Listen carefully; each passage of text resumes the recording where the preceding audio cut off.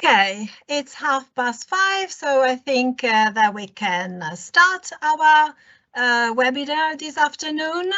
So good afternoon, everyone, and welcome to our live event. My name is Anna Lagina. I am an in-house pedagogical consultant at European SchoolNet and currently supporting the MenSI project and coordinating the MenSI Beyond Networking MOOC. I will host today's session together with our course moderator, Ariana Blasic. Hi, Ariana. Hello, everyone. Nice to be here with you today. Thank you. So the topic of our webinar is about mentoring models and strategies to support schools on adopting innovative teaching practices related to the use of technology in education. And to talk about this and offer us also another perspective about whole school mentoring, we have invited two researchers from Helsinki University who have been involved in a twin project of MenSI, the iHub for Schools project, in which MenSI is a member of the advisory board. So please welcome our two speakers today, Liisa Ilomäki. Hi, Liisa. And Minna Lakkala. Hi, Minna. Hello. So thank you so much, Liisa and Minna, for accepting our invitation today. Let me just briefly introduce our two experts. Liisa Ilomäki is a researcher at the University of Helsinki, and she works in the Technology in Education Research Group at the University of Helsinki. Her research focus is on learning and teaching with digital technology, innovations and changes within school and teaching communities. And recently, Liisa has also investigated general competencies such as digital competencies and knowledge, work competencies in education. Liisa Ilomäki has authored or co-authored several research articles and has been an editor of books concerning educational technology. And since 1998, she has been involved in European or national projects as co-coordinator, principal investigator, or a member.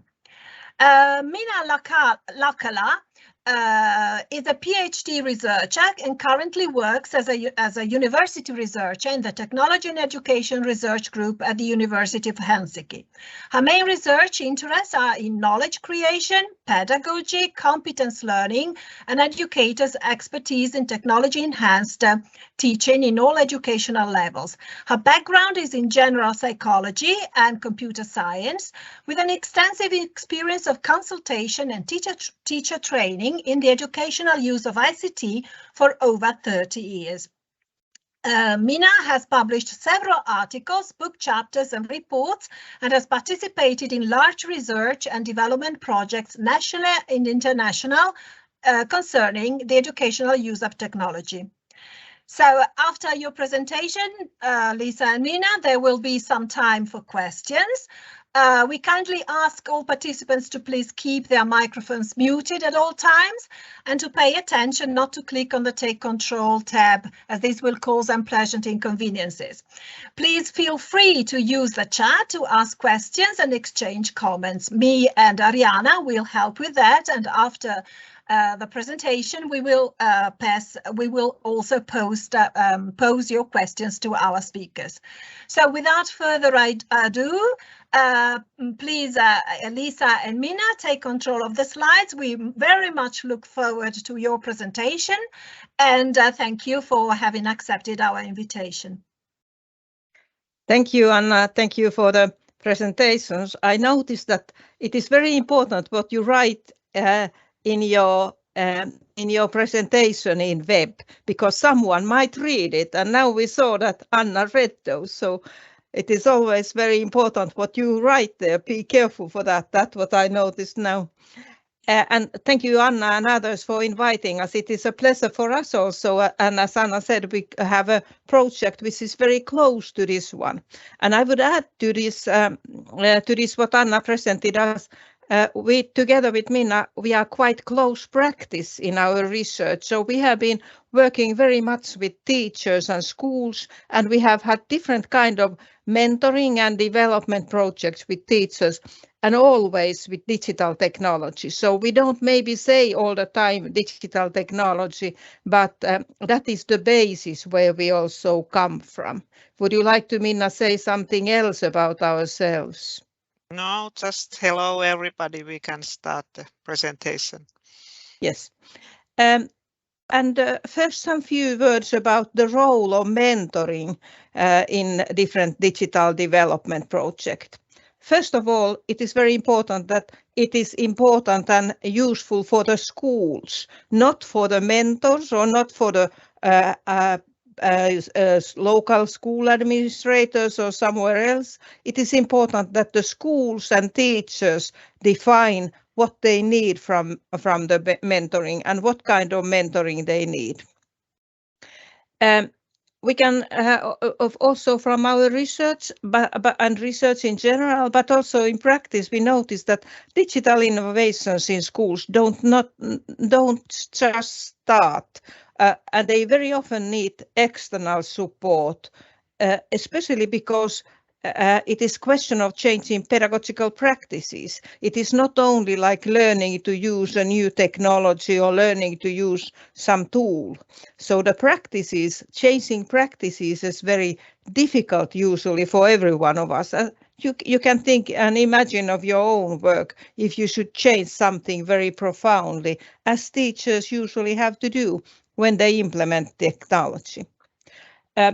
One important keystone is that teachers collaborate and when they have some development work, and also in mentoring. They need, of course, models or examples, but with their collaborative discussion, they create new solutions, and they also get engaged in the mentoring and the development process. Furthermore, mentoring should always be based on the true situation, like true situation of the digital skills or true situation of the pedagogical practices, not on something idealistic idea that every teacher can this and that. And the effects of mentoring should afterwards also be evaluated realistically and in honesty. What are our background for speaking about project? We have been used in this presentation is now based mainly on 4 different projects. First, P2P, which was together with European Schoolnet years ago about school-to-school peer review. Then we had FISTA project, where we developed model and practices of mentoring individual teachers. Then we had a large research project together with Minna, which was a research-based model about innovative school model, and that is what we have been using in several times. And then this iHope project, iHope for Schools project, which also Anna mentioned, and in which we are developing methods and models for various mentors. First, a few words about P2P review. And by the way, I try to speak very quickly. So if I speak too quickly, then put a note in chat and maybe Anna can say that, hey, stop, because I always feel that I have to speak quickly to say all of what I want. No, that's fine, Liisa. Thank you. It's perfect. This P2P project, it's several years ago, and it aimed to identify and transfer the excellence in the policy and practice in schools at regional, national and European level. It was one of the first projects where teachers started to consciously share the ICT practices, which we might today call for digital practices. And it also tried to create better understanding of what is ICT related innovations. It's important to notice that because it was almost 15 years ago, the role of ICT was very different in schools. And then some results what we got from here. First, a kind of method for examining another school. So in this project, teacher groups visited other schools, and from that these visits we created ideas. There can be a guided tour, which is an easy and quick way to get some basic information for the others, but you might also lose something. It is just that guided tour. Another possibility is lesson observation, where the visitors go to lessons and follow some lectures and classes, and they get, for instance, some understanding about how ICT is used or how the lessons are organized. But it's important to notice that if you visit a school, you might get the possibility to visit 2-3 lessons which are the best ones in the school. They don't put you to someone who is lousy and afraid of ICT. So you might get a bit idealistic view of the school. Then, of course, something like organized discussions with selected students, teachers, and other stuff. That is time-consuming, but that is a very systematic way of getting a deeper understanding. Then informal discussions with teachers, students, and other stuff. That is also a kind of nice way of getting some information, but it might be very casual and also irregular, something just incidents, nothing to relate to something bigger issues. And then, of course, such which can be said like a paperwork, examining papers, plans, reports, and other documents,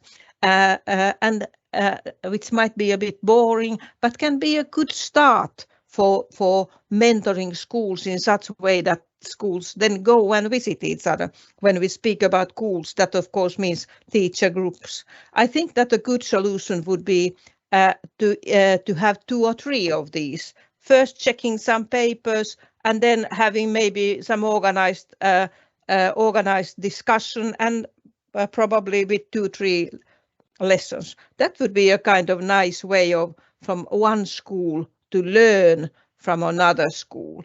And that is one kind of P2P mentoring then. What was then learned from this project?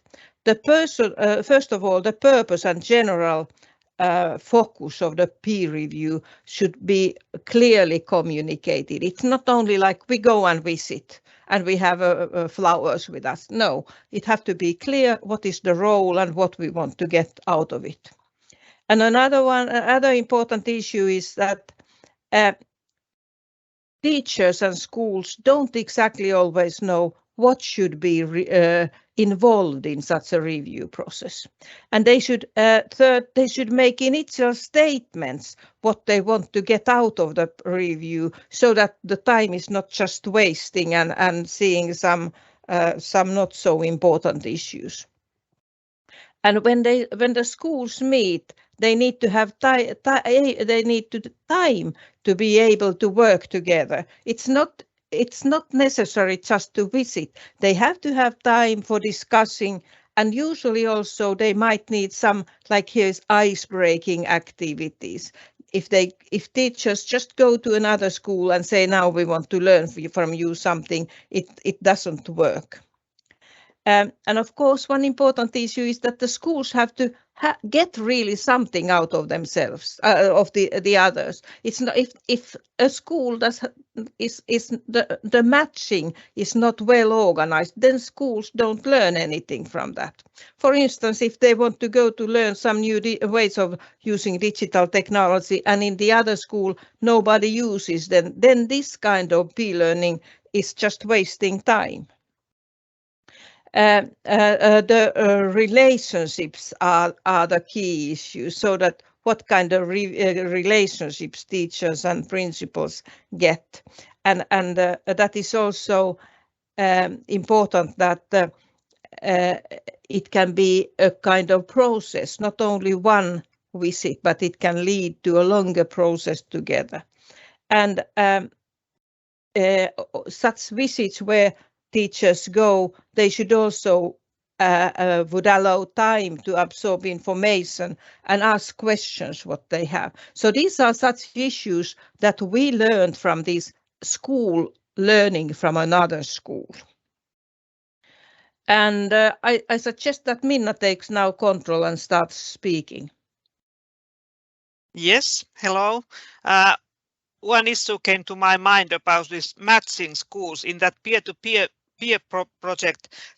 Schools were from different countries, and they were so the school systems were so different that they were so astonished about everything. So they really couldn't concentrate on pedagogy and ICT, and we learned that maybe the neighboring schools are better to visit each other. They learn from each other more. Okay, the next issue is this project FISTAP, fostering ICT usage in pedagogical practices, and this was from teacher to teacher. We developed in the project a practical and easy method for organizing collegial support inside the school, sort of as part of everyday schoolwork. So no big resources needed for that. So the idea was that a more experienced teacher in a school supports a less experienced colleague in ICT, pedagogical use of ICT. And what was the method that we developed? First, the experienced teacher prepared, or we prepared with them, sort of maybe in that case a video, but it can be also text material or presenting your own courses or how you organize something. So material that introduces the experienced teachers' pedagogical practices. So I do it this way. I have had this kind of project with the students. And then the two teachers have some tutoring sessions where the experienced teacher guides the less experienced colleague to plan a similar or some kind of pedagogical unit with ICT. And the tutor gives advice, helps the novice teacher maybe in ICT, but hopefully mainly in pedagogy. And then the less experienced teacher implements the plan into classroom, and then they might meet in between and discuss about issues, and the tutor could also participate in some lessons if needed to give sort of support for the teacher. And then they have an evaluation session. And the idea is that in the school, maybe together with the principal, they organize time for this kind of tutoring process. It is not just two teachers decide that we do it. And in this one of the schools that we worked with, they continued this practice. Also next year, they had tutoring pairs in the school. And they learned each other, sort of tutored each other. So we also made research, analyzed the results. There's also an article about it. So some of the results about this tutoring is that the novice teachers really benefited from the tutoring. It provided sort of flexible support in own working context, not in the training. You go outside the school, then you come back and nothing changes, but you get support in your work. And the participants were sort of encouraged to try more challenging pedagogies and technology use than they would have tried without the tutoring. That is what they said in the interview. And the tutors helped sort of gave self-confidence to try something and change the plan also if something went wrong in the classroom. And some issues that we thought that could be improved, there should be enough time for tutoring sessions, not in a coffee break between the lessons, but real time for these meetings. And also the novice teachers valued sort of quite open constructive criticism. Maybe the tutors were even too afraid to say directly, now this is not a good idea. That is maybe better. But the novice teachers said that they would like to have more advice and more sort of critical advice, what to improve. And then also the deep reasons for these chosen practices should be explicated better, not just discussing, I do it this way, but also explain why organize students into this kind of groups, why to use this kind of digital tool for this purpose. So that what are really the reasons behind the pedagogies? They should maybe have some explicit model or framework to guide the discussions between the teachers. Then the third project that Liisa mentioned is this innovative digital school work that we have done actually in many projects. And based on that, we have developed this model of a whole school. So we come back to the school level now. And as in both of our projects, we talk about schools mentoring each other or schools working with each other. So what do we really mean by a school that is doing something? So we have modeled here the elements that are important to consider and evaluate when we think about an innovative school. There's a vision level of the school, especially related to digital technology and leadership issues. Leadership is very important. Many research says that principal's role is very important in sort of promoting a change that is sort of continuous and it's not just one or two individual pilot teachers doing something. And very relevant are the practices of teacher community, how they can systematically do something together, work together, co-teach, plan together, give feedback to each other and so on. And then, of course, pedagogical practices with ICT is a main focus of our projects also. And also this some kind of school level knowledge practices. For instance, students can have new roles in doing something with ICT, not only in the classroom, but be editors of the school's magazine or something like that. And of course, also digital resources are relevant. What is available, teachers' digital competence, students' digital competence, and pedagogical support. And what we have then done with this model, theory-based or research-based model, we have used it as a sort of conceptual tool for various teams to evaluate their school. So it helps to structure the key elements in a school and evaluate their status.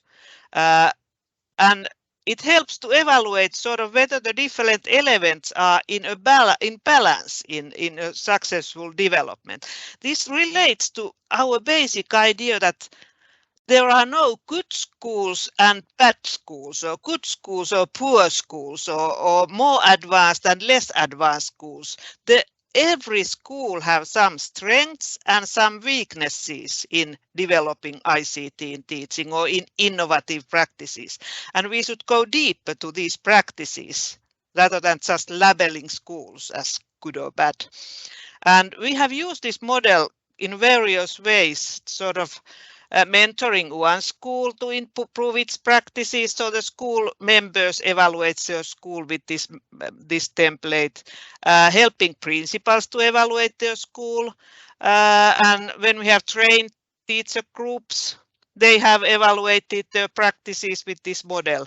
But the relevant is that the model is only sort of the first step in the development activities. There comes out something, what we want to change, what are weaknesses, what should be improved, and then think about how to proceed and what to do in the development process. So where should we need mentoring, for instance? Okay, Liisa's turn. You can take control now.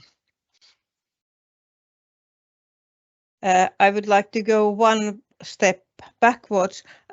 Minna said that this is a first step, and in the beginning I said that mentoring should be based on the school needs. So this is one way of getting the school need and the teacher's need visible. But we have also had such kind of nice examples that, for instance, principals have been doing this, and then they have asked about the school, in their school, 2-3 teachers or their digital team or someone reflect together with themselves, and the teachers say that they have learned a lot about their own school because they have not maybe understood what's going on in the school. So I have to say that we have been very satisfied with using this in very different ways. It is nice to say that I'm satisfied with the work what we are doing. Okay, but now we turn to the third project. Oh no, this is already fourth. This is the last one, and we will use somewhat more time to this. And this is now an ongoing project about I Hope for Schools, which has several ways or several aims. But one of the aims is to create such kind of mentoring models which support mentors. And when we speak about mentors, they vary from country to country. Sometimes there are mentors who are somehow organized. For instance, I know that in the Netherlands you have the school inspectors system, and they can be mentors. But for instance, in Finland, we don't have any such kind of official mentoring support or investigation support to schools. So the mentors in Finland can be other teachers, or they can be local school administrators, or they can be researchers like us. So the mentoring models should help all with different backgrounds.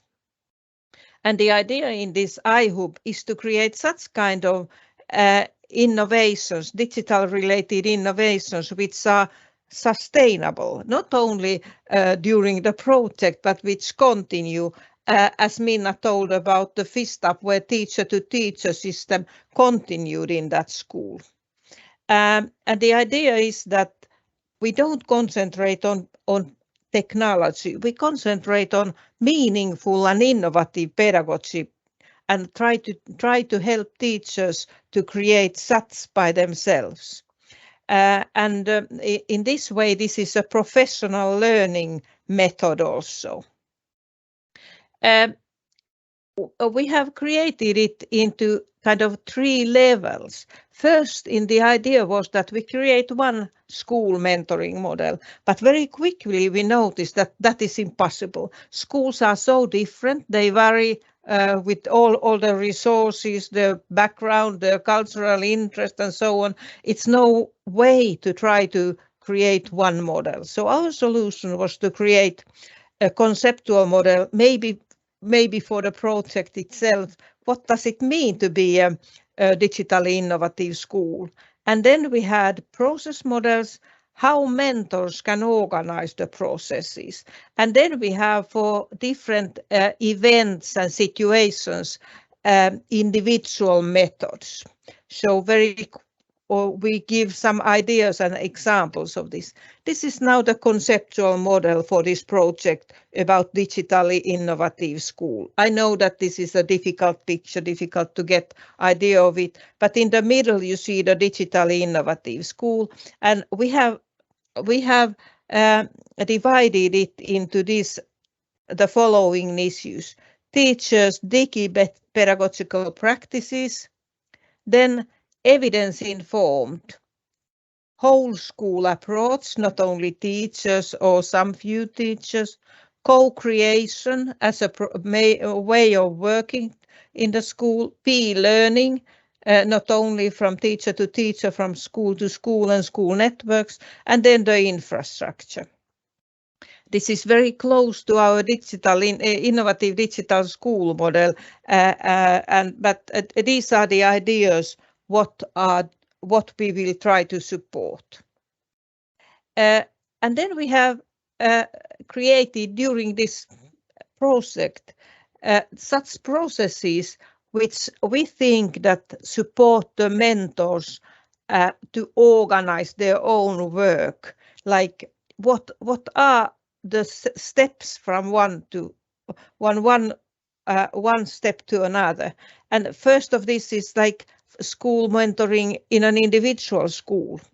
There are work which should be done before the school level activities and then work at school. First step is initiative for the development.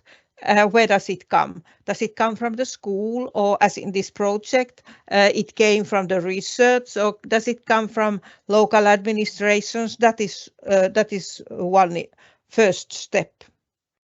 Then the mentor should have an anchoring meeting with all those key stakeholders, principals, maybe key teachers, key digital teachers, those responsible for digital issues, or local school administrator, and so on. So all those who somehow are involved in the project, or should be.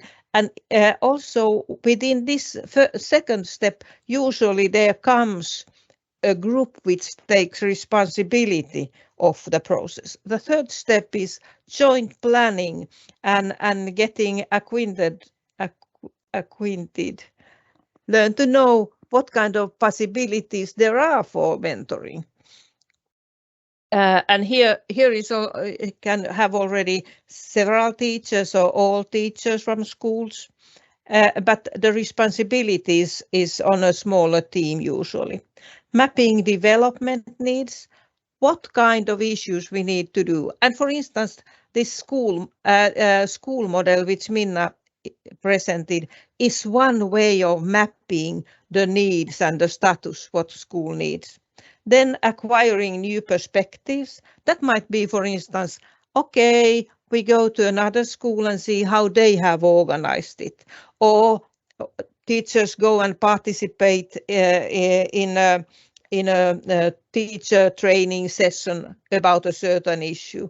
Or it can be so that teachers together decide to learn how to use, for instance, an application, but something like not only doing the daily work, but getting new ideas to improve their own practices.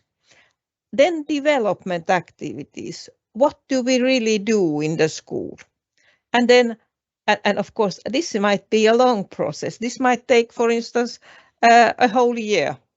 And then after that year, teachers together reflect what did we get, and then they come back to this system. So the second slide, why didn't it just a minute? We have a second process model for school to school P-learning and learning from each other. It is very close to the previous one. Here is just some issues about more about the school, both school activities. And again, this were this. So we had this conceptual model, then we had these process models, which were created during this project. And now Minna will explain what kind of individual methods we then have. I took control again. Yes, so Liisa explained that we had this conceptual model in the background. What issues we focus on? Or the mentors could focus on in supporting the schools, and then the process, how to organize it. And then we have developed a sort of a toolbox of individual methods that can be used during the mentoring process. What the schools can do together, or what can be organized inside a school. And we have some of these methods are already in our website, made in a sort of a PowerPoint format, like a guidelines for mentors to pick from there what to do in different phases. For instance, we have here first a Digipeda workshop that can be organized for teachers to reflect on their pedagogical practices with technology. Then there are some sort of longer-term process methods about, for instance, teacher inquiry, so that the teachers develop something for their teaching and also collect data about whether the students learned better. But these are all sort of methods that can be picked, for instance, in this development action phase of the process. Thinking about what to use. For instance, this collegial tutoring is one example of that. And then here is a list of methods that we are sort of under construction. I don't go through them now, but we have tried to think about quite easy shorter term methods also that the mentors and schools can pick to support the teacher collaboration and development actions and so on.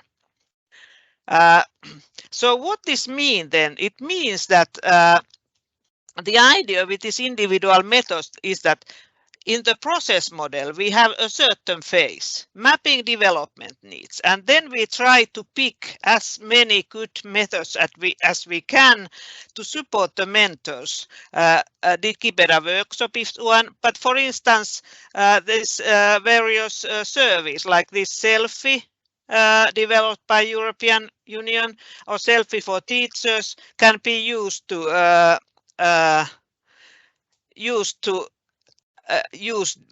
do this mapping development needs. And similarly, in the development action phase, we can use this collegial tutoring.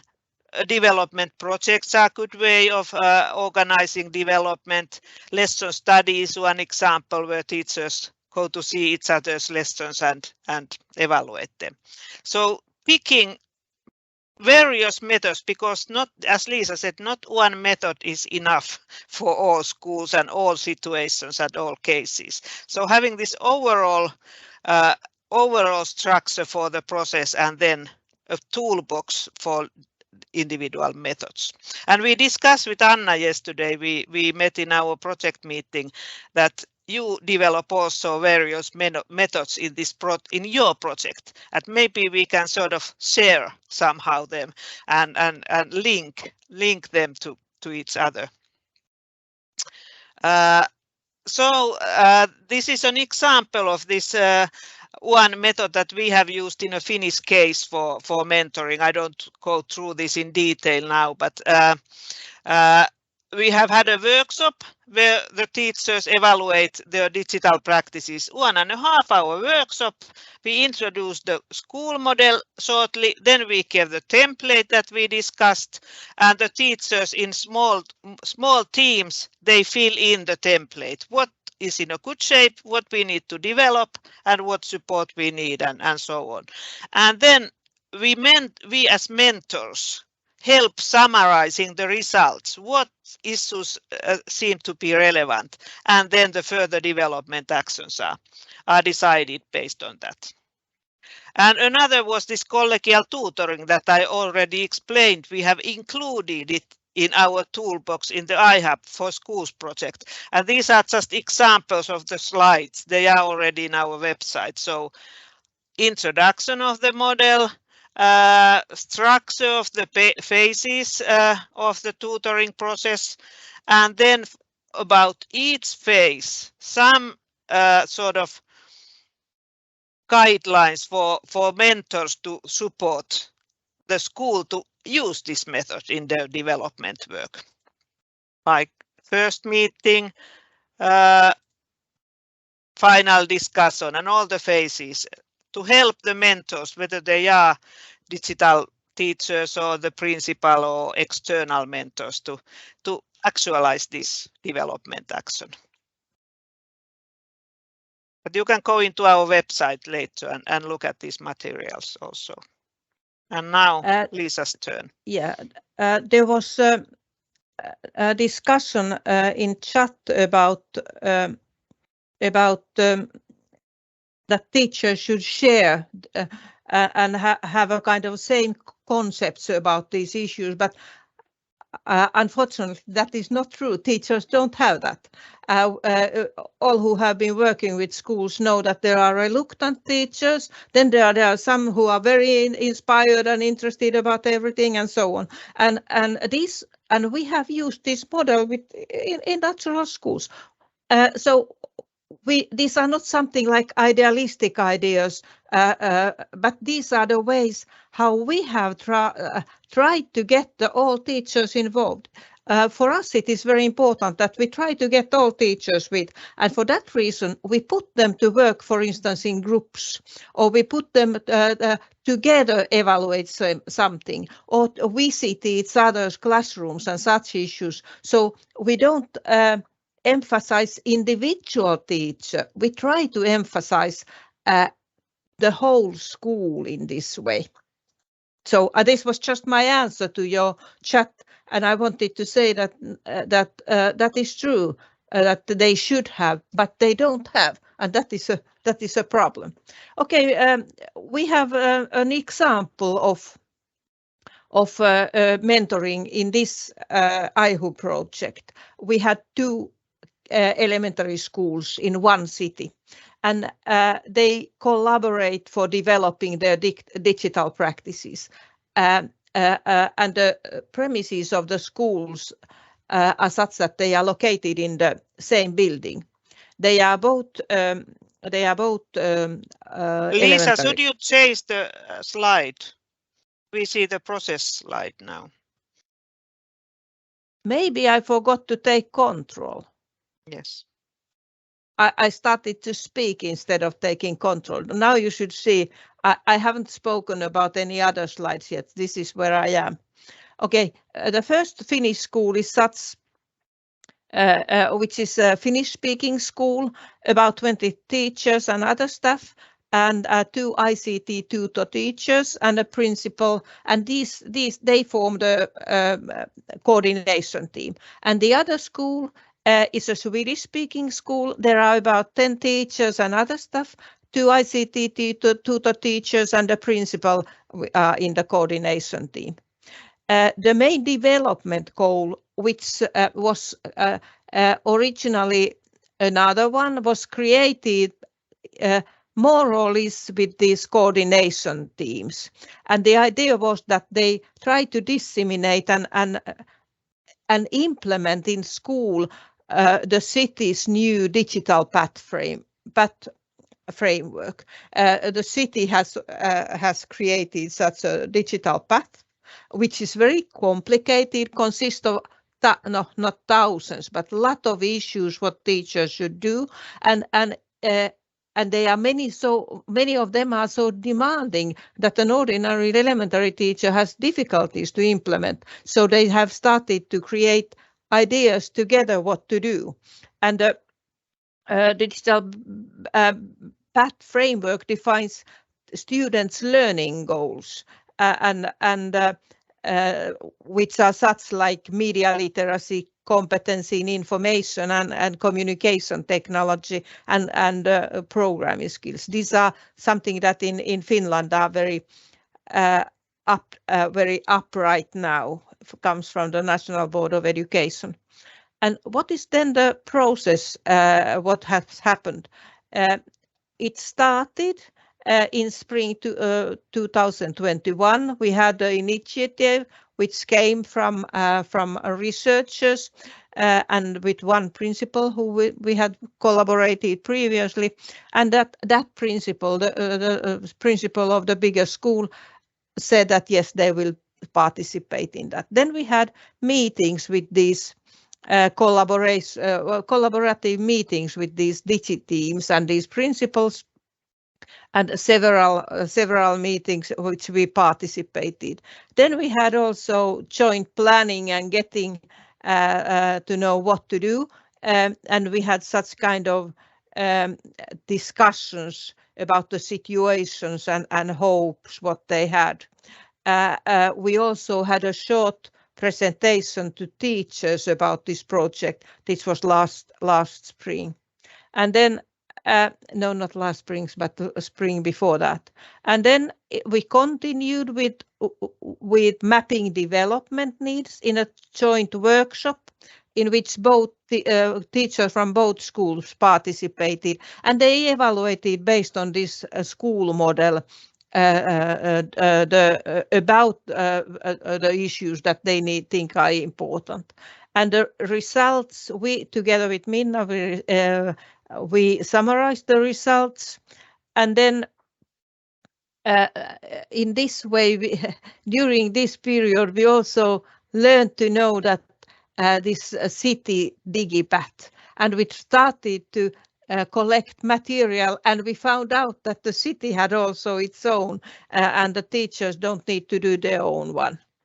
And then we organized one workshop in one school, where the teachers started to brainstorm what they could have in the digipath. And then between the meetings, we had a meeting between the schools, mentors and city representatives, which then led to this issue of integrate the development of these two schools to the city's digipath. Maybe I didn't explain it clearly enough. Teachers started to create their own, or schools their own digipath, and then in the middle of this process, it was noticed that, okay, the city has also such. So it also tells how much the city tells about the work, what is doing on. And in the ICT teachers were very good. They organized such kind of small scale support to these schools.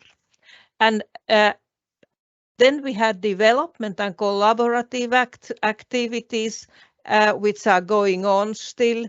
They have information sharing and training sessions about the digipath in the town, and the digi teachers participated in these.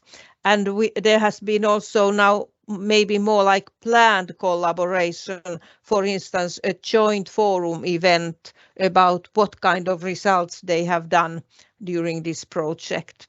And then there will be a reflection of what has been done.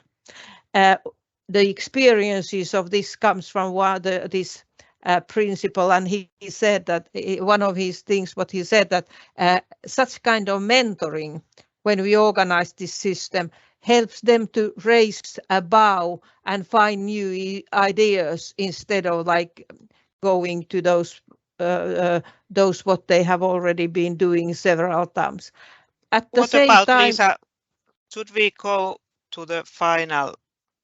I think so. Yeah. I just wanted to say that we have started also in the same city another project. So it shows that this first example went to continued and gave ideas to the second slides, the second schools.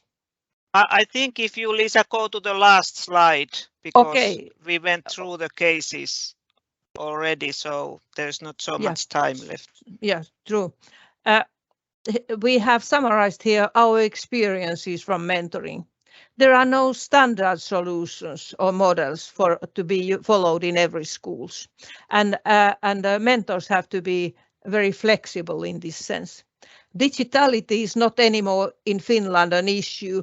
However, the use of pedagogical practices might be, as I said in the beginning, teachers can already use digital technology.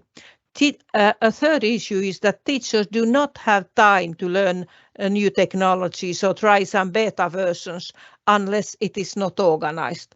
Teachers don't have time for development work usually. Principals and a digi team are necessary, and they have to accept the development ideas and the support. If the mentor doesn't have that support, then it's no use to start mentoring. And principal is the key person to organize time and resources for teachers.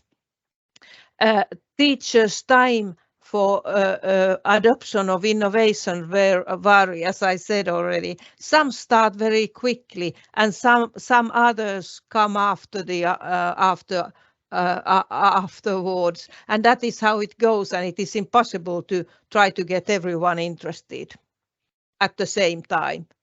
And for sustainable changes, very important, mentors should be active in the beginning, and they gradually should fade away their support so that the responsibility stays in the school. Mentors are not teachers who are in the center of the process. That is important to remember. We are sorry that we almost again run out of time, but if you have interest, you can contact us. And here are also 2 references of articles which we have written about these issues. Okay, thank you so much. Thank you very much. I guess that there was maybe just one more slide. Your presentation was really very, very interesting. We saw already in the chat comments and appreciation for your presentation. I should say that some of the key ideas that you have so well presented to us tonight are also key in our project, and above all in the MOOC. That is the idea of schools supporting each other and not, taking the role of being a sage on the stage or showing off what they know. So there is not such a thing as an advanced as a mentor and mentee. And also our mentor schools have said many times that at the end of the day, they prefer to become as much as possible invisible. Okay, so we have these 2 concepts, taking up the role of being critical friends to the mentee schools, and also to support them become as much as possible invisible. So thank you so much, Liisa and Minna, for your presentation. It integrates perfectly also in the MOOC syllabus, because we are in full swing with the second module, which is about mentoring strategies and building up communities of practice. In the next module, we will also analyze ways to organize, create professional development opportunities for teachers. And in the last module, it will be about peer reviewing other schools. And so some of the ideas that you have presented will be further analyzed in the 4th module. Thank you so much. As I already anticipated, our participants have been very active on the forum, right, Ariana? They have posed so many questions, and some of them are really hot questions. So of course, all the participants that are attending the webinar this afternoon are free to use the chat to ask questions. But as many teachers, Minna and Liisa, are so busy during the day, so many of them will watch the webinar recording that will become available in the next days on our platform. And so me and Ariana have been reading all these comments and questions and have selected a few to discuss with you. Of course, we don't expect you to give us a set answer. I mean, one of the important ideas that you many times underlined pointed out is that there is no standard. There is no size that fits all. We need to experiment and adapt, of course, find the right way to initiate dialogue and support the schools professionally, taking into consideration their exigencies. So if you are ready, Minna and Liisa, this is the first question from the participants on the course. So the question topic is building a team. And this is a question that I think you can easily answer. How many motivating teachers are needed to start a transformational journey for school improvement? Unmute yourself, Liisa. Yes, we prepared with Minna some answers and decided that I start with this. It is impossible to say an amount, but we can say that you have to have a principal who supports, then you have to have some 2-3 key teachers who are capable and who are accepted by other teachers and who are willing to be kind of positive models. and little by that it can start. So you can have even a quite small team, but it have to be in a way powerful, and it have to be accepted by others. If there is a pioneer teacher who is very aggressive and against others and thinks that the others are not good enough, and even if there are 5 of such pioneers, they cannot get the other groups. But it is important to notice that it goes slowly. There is first a small group, then comes more, and then more, and in the end there might be that some don't participate, but that's how it goes. Yeah, so to have a core group of teachers, of motivated teachers to start with, and maybe also swap roles, maybe to invite other teachers after a while to become members of the team and show also teachers from the Menti schools. Why not? Also as a form of recognition for their expertise, for their talents, for their capacities. Totally agree with you. Anna, if I may just add to that, what Atanasia has shared in the forum, she said that it would be crucial to have our schools managers to follow such MOOCs and webinars. So this could be this is a really good idea. If they are not yet so interested or don't know that these things are possible, so it would be a good idea to involve them in such online courses so that they become familiar with this way of peer learning and mentoring. Totally. Thank you, Ariana, for this. For reporting also what's going on in the chat. I see the participants are pretty active, and many are expressing gratitude, and that they say that the webinar was very interesting. So here we've got another hot question. The topic is about teachers' motivation. We try to merge various questions here, and it has to do with motivation. So how to motivate teachers to get involved in innovative projects for school improvement, and how can we activate collaboration within a school when there are colleagues who are still very closed within the classroom, or when their first concern is to prepare students for their final examinations. Not easy to answer, is it? Minna, wasn't it yours? Yes, I think we think that the issue of motivation, we can never solve it as a sort of finally, but maybe our idea to have this kind of this development work a bit in a school level, common decisions that everybody does something, everybody does this, everybody does that, everybody in turn goes to visit each other's classrooms, so that the teacher has not a freedom to choose.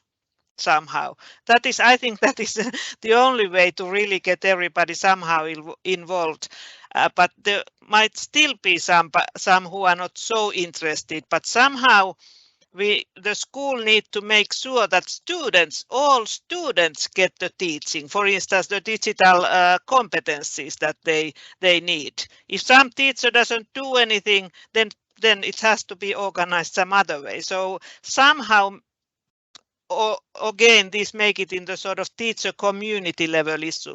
Come on, we all do it, period. Yeah. Some issues. Yeah, on the other hand, if it starts from the bottom, sometimes,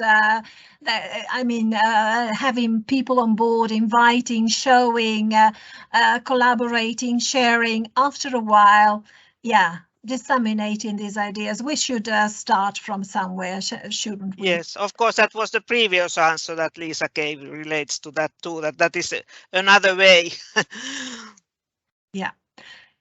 Okay. Another question that came from the participants on the course and relates to building a network. So how can we build a collaborative network with schools that are afraid to expose their weaknesses or are competing with others? So they are already top schools and they don't feel like sharing because they already have a position in the city.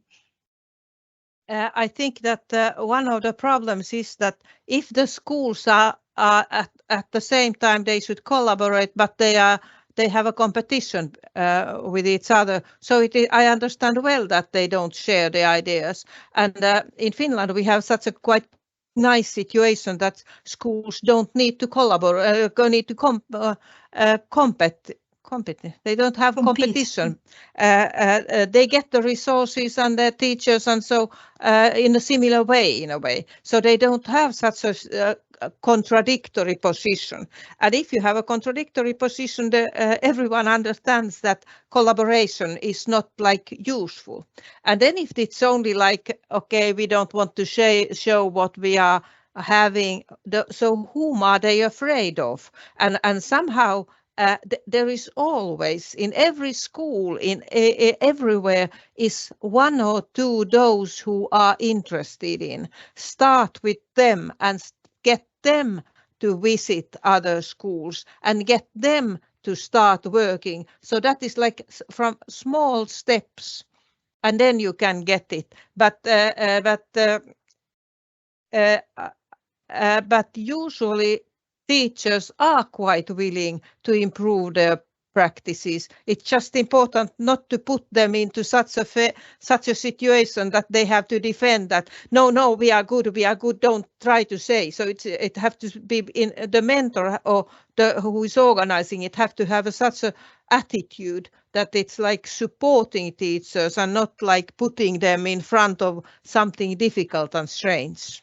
Yeah, and also the mentoring activities should offer some opportunities for the teachers to get together and have a social relationship. Yes, social exchanges, because it is right there, maybe with a good cup of coffee or tea, depending on what part of the world you live. Okay, a good cup of tea and a good block notepad to write down ideas and sharing ideas with others. So it should be built up step by step. Last question from the participants, a very difficult one, I should say. So I don't know whether you can come up with a ready answer. But anyway, it's about incentives and rewards. We know that teachers are always busy, and also asking the most enthusiastic, motivated teachers always to work, free of charge and with no reward. That is also not nice. So bottom-up approaches are normally less structured and generally rely on teachers' motivation.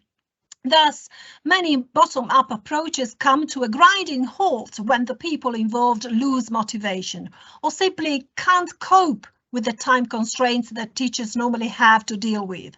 How can teachers be provided with the necessary resources for a bottom-up development approach? What incentives can be offered? So I think what teachers mostly need is more time together. Money is not a solution. If you don't have time for development work, money doesn't help. And somehow we think that this innovation and development should be part of everyday work and not something first you do your teaching and then you do all these innovative. It should be somehow, for instance, co-teaching, organizing co-teaching so that it's easier to teach if you don't need to do it alone. And if you plan something together, you can both use it so you don't need double work for planning something and creating this kind of established practices together. And principals have some resources to reorganize, for instance, timetables. In one school, it was a nice detail that there were principal lessons. The principal took maybe 3-4 classes into a hall and gave them a lecture. And the teachers of the classes had time to plan their teaching. Very small, not extra resources needed, and they had extra time to make planning together. Yeah. So different types of practices to give teachers time to do their work meaningfully together. That is one solution. Yeah, absolutely. If I shortly, may I continue shortly that here is in the beginning this they are less structured, and that is a kind of key word here. Also, bottom-up approaches should be structured, and that is the way teachers can get something out of it. If it's only like going somewhere and seeing something and then going back and nobody asking anything, so it doesn't lead to any such kind of sustainable changes. So it is also a lot of research that schools without any external help, they have very much difficulties to start development projects. So in this sense, some kind of mentoring is usually needed. Thank you. Thank you so much for answering our questions. I have not seen any questions in the chat, but many comments appreciating your contribution tonight. So Ariana, please help me. Have you seen any questions in the chat? I don't think so. But many words of appreciation for you. So I would suggest that we wrap up this webinar tonight. We are very appreciative for your participation. The webinar has been recorded and the video will become available in the next days in the live event section of the MOOC. Thank you so much for being with us tonight. Thank you, Liisa. Thank you, Minna. And in the resource, the additional resource section of our MOOC in Module 2, you will find also the links to some publications by Dr. Ilomäki and Dr. Lakkala. So thank you, everyone, and see you soon. Goodbye. Bye-bye. Thank you. Goodbye.